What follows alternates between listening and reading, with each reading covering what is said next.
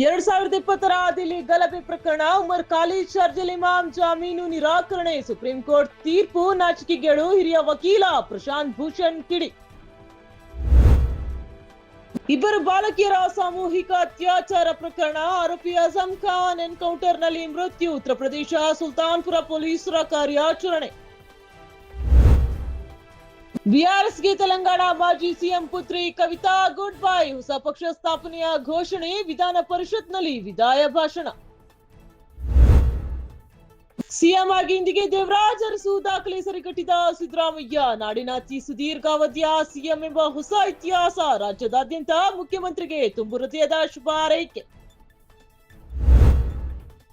ದೀರ್ಘಾವಧಿ ಸಿಎಂ ಆಗಿ ಸಿದ್ದರಾಮಯ್ಯ ಸಾಧನೆ ಅತಿ ಹೆಚ್ಚು ಸಂತೋಷ ತಂದಿದೆ. ವಿಧಾನಸೌಧದಲ್ಲಿ ಉಪಮುಖ್ಯಮಂತ್ರಿ ಡಿಕೆ ಶಿವಕುಮಾರ್ ಮಾತು.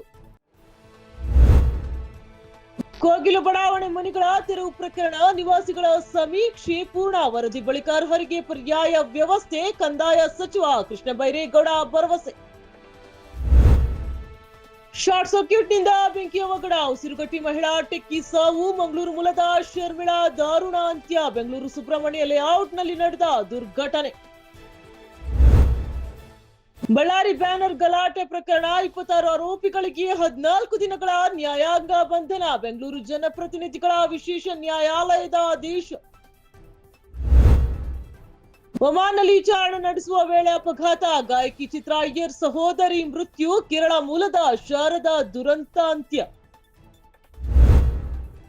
2026ರ Indian premier league. Virat Kohli, Phil Salt ಮತ್ತೆ ಓಪನರ್ಸ್. ಪ್ರಶಸ್ತಿ ಉಳಿಸಿಕೊಳ್ಳಲು ಆರ್ಸಿಬಿ ಸಿದ್ಧತೆ.